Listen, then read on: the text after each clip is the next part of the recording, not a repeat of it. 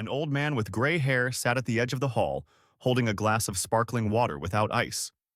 No one asked who he was. Everyone assumed he was someone's uncle. In 7 minutes, his voice would make dozens of faces turn pale. In 2 hours, someone would leave the country on a private jet. But for now, he just silently watched the stage. Before we begin, leave a comment. Where were you in 2022? And tell me, do you believe that old secrets can change the future? The yellow lights of the perfectly polished chandelier in the conference hall of the Hyatt Regency in Dallas gleamed like the eyes of a predator. The event was called New Future Summit, Vision 2030. Money, like mercury. The attendees, lobbyists, politicians, venture fund managers, and those accustomed to pulling the strings of marionettes from behind the scenes, never stepping onto the stage themselves. By the coffee table in the corner stood Chris Cooper. Yes, that Chris Cooper. From Adaptation, from American Beauty, with the face of a man who had seen death in 4 different wars without ever leaving a film set. He was 73 now. He wore no expensive watches, brought no security. But in his pocket was an old notebook, with notes only he could understand. In 2022, he had been an accidental witness at a gala in Mar-a-Lago. He was shooting an independent film in Florida at the time, invited as an honorary Hollywood veteran. The gala seemed like a formality, but he overheard something about a fund that funneled donations through fake charity auctions, about transactions worth over $100 million, about the use of names of people who didn't even know they were part of the scheme. When he tried to speak up, no one listened. His agent only said, "Chris, leave it to the politicians. You need work, not a scandal." And he let it go, but he didn't forget. On the stage, it wasn't just a debate, it was already a duel. At the center, Jasmine Crockett, vibrant as a thunderclap in the night sky. In a plum-colored pantsuit, microphone in hand, she didn't speak. She struck with words, precise and merciless. "We're gathered here to talk about the economy? Fine. Let's start with the foundation. And let's tell the truth. Some of you are building this future on lies, on grants that never reached schools, on donations that never made it to veterans, on money that vanished into offshore accounts after that one night in Florida. Mar-a-Lago, November 2022. Her voice hummed like electricity before a storm. Some in the audience stopped filming. They didn't want to leave digital traces. If you think voters have short memories, look around. Look at the mothers working 3 jobs to pay for insulin. Look at the farmers who lost their land to loans you tangled them in. We're here. We haven't forgotten. On the other side of the stage, in the spotlight, Caroline Levitt, like she stepped off a billboard. Cool, composed, framed in pearls with a face trained never to pale. She leaned toward the microphone, her voice like ice. "Ms. Crockett, your speech is emotional, but irresponsible. You're playing on fears. You're stoking suspicions without a shred of evidence. You want to tear down trust in our institutions instead of reforming them." "Institutions?" Jasmine interrupted, stepping forward. "You mean the same funds that organized the Mar-a-Lago evening? The ones where Harold Lawrence, your current sponsor, was a guest of honor. The same week he registered 3 offshore companies in Panama." The silence in the hall was painful. Caroline shook her head with a slight, ironic smile. "You're playing an old game, mixing facts with assumptions, dressing it up in populist rhetoric and selling it as truth. You're a lawyer, Jasmine. You know the difference between evidence and rumors. Or maybe you've forgotten?" Jasmine took a sharp breath. This was personal, and Caroline knew what hurt. "I remember every case where I defended nurses who lost their pensions. I remember every father who came to court with torn tax statements. And I remember who was on stage with a glass of champagne in hand when lotteries for children's hospitals that never existed were being raffled off. Those were your partners, your donors, and it seems, your scriptwriters." Somewhere in the hall, someone raised a phone, started streaming. Someone left. 2 security guards were now closely watching the stage. Caroline didn't break eye contact. "If you have something serious, file a request with Congress. But for now, you're just throwing out names. And for an audience that wants hope, you're offering anger. And then, Jasmine's voice softened, but became even more dangerous. And for an audience that wants justice, you're offering oblivion. But we won't forget. I see the bitterness in these halls turning into rage, and you'd better pray it stays just words. Caroline leaned into the microphone. I pray for a country where politicians aren't prosecutors and the stage isn't a tribunal. And I, Jasmine said quietly, pray for a country where the truth doesn't need permission and where it's not feared if you're not guilty. In the back row, Chris Cooper lowered his gaze. His hand rested on the pocket with the documents. He hadn't expected her to mention Harold Lawrence's name, but she did. And now there was no stopping it. The conflict had begun, and someone, once again, underestimated the one who remembers. It started with an accounting discrepancy. That morning, in the Financial Ethics Oversight Committee, Jasmine Crockett's aide handed her a printed list of donations made during the Mar-a-Lago Gala in 2022. It seemed routine, another lavish evening for supporting veterans and orphans.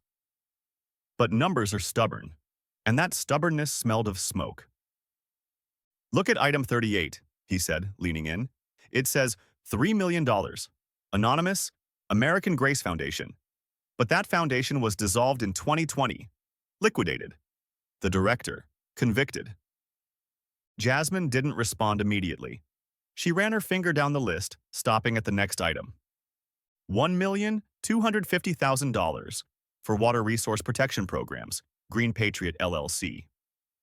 And this, she said slowly, this is the same LLC registered to an offshore account in the Caymans? Exactly, the aide nodded. All transfers were made through an unaudited crypto exchange. Even the IP addresses are encrypted. But here's the odd part.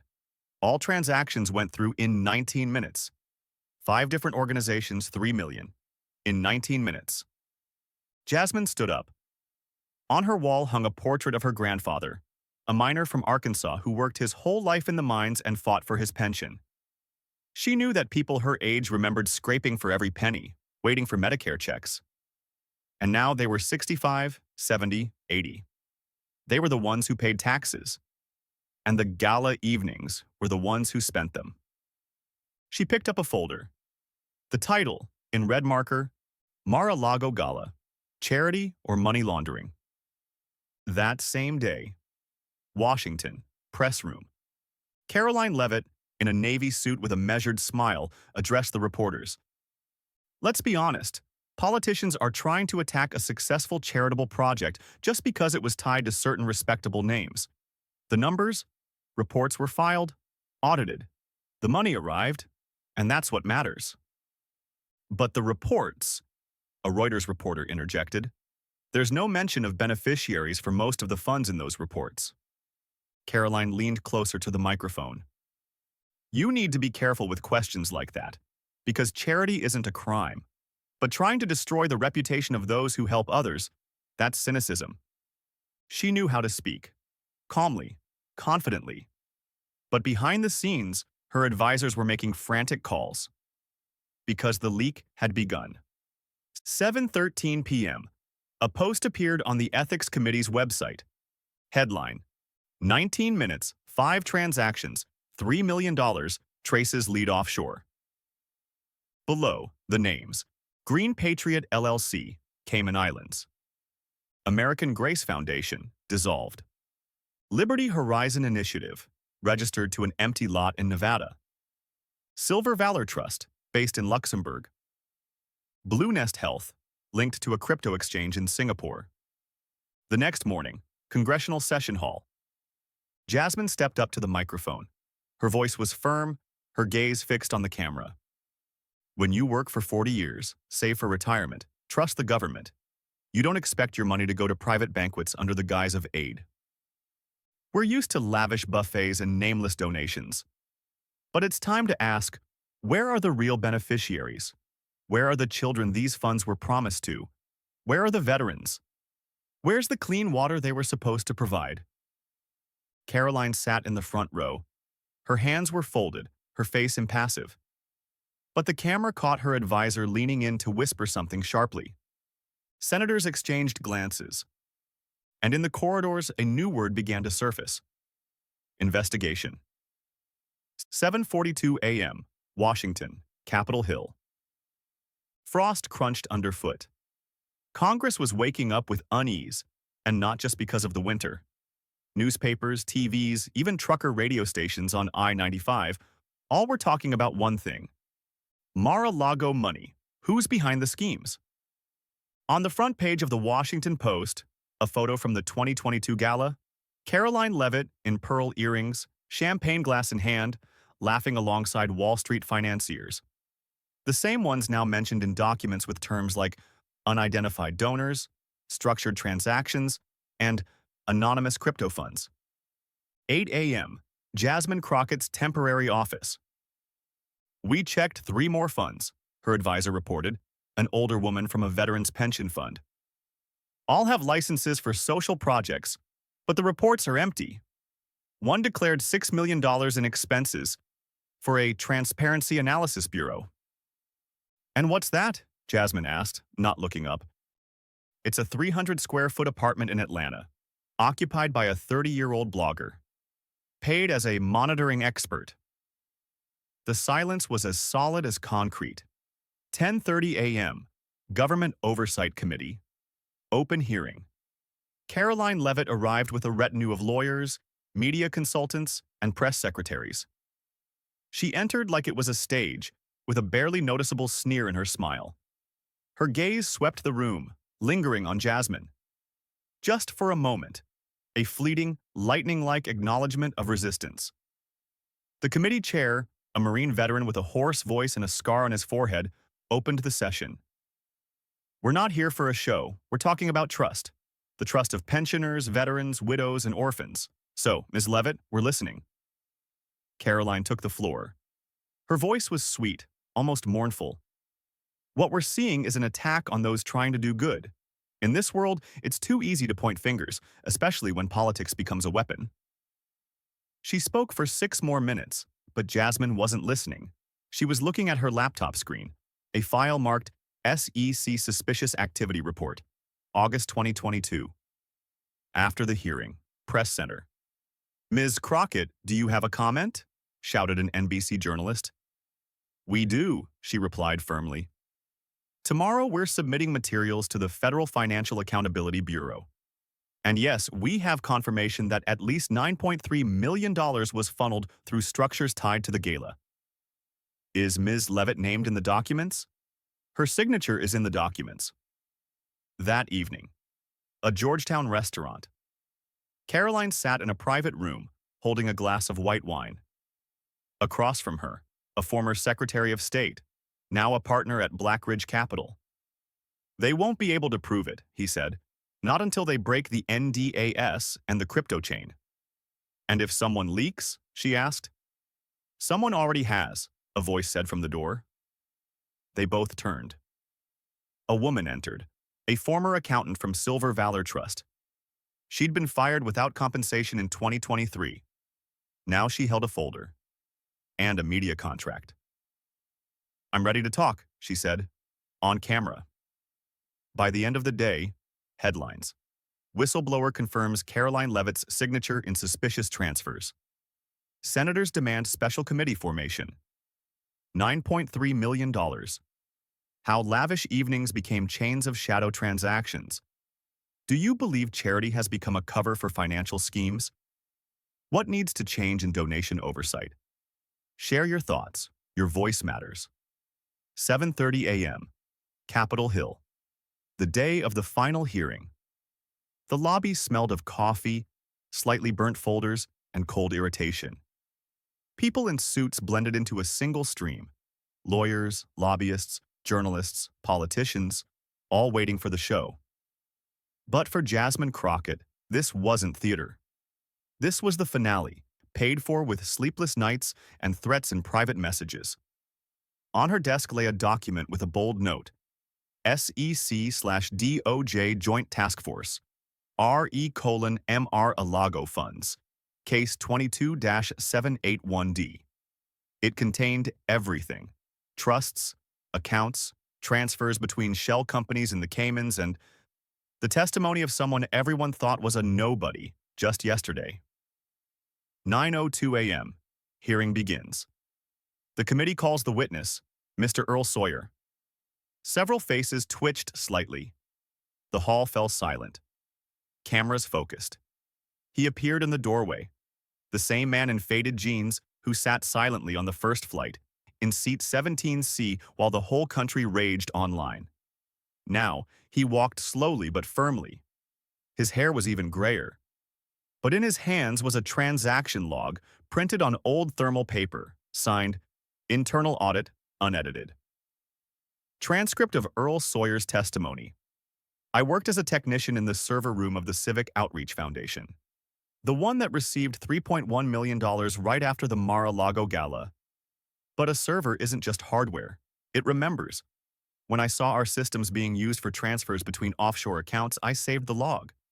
And why did you stay silent?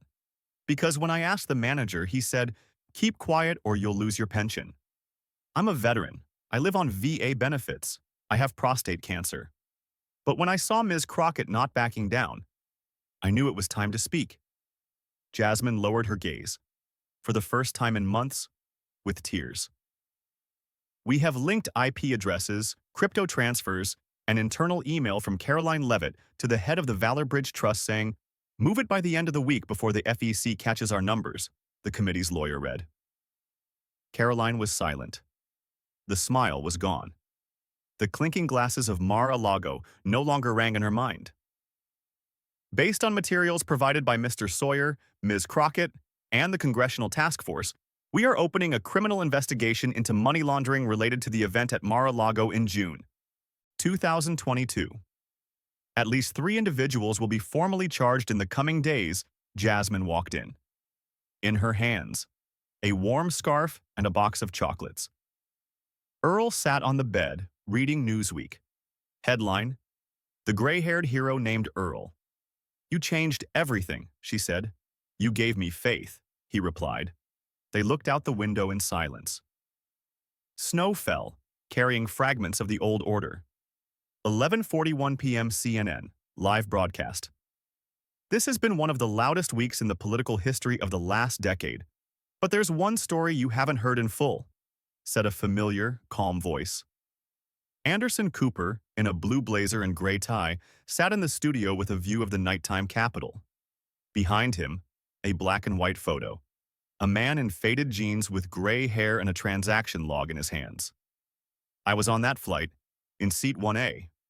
Yes, it was me who smiled when Mr. Sawyer was told to move seats. I didn't know who he was then.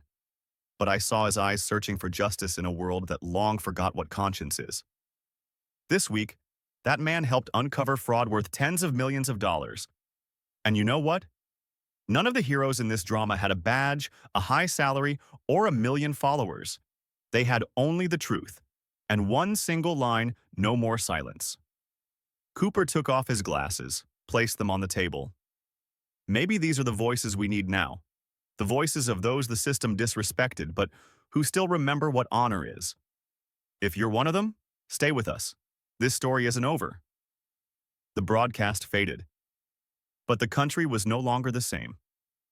Leave a comment. Have you ever witnessed injustice and stayed silent? What would you do if you were in Earl's place or in Cooper's?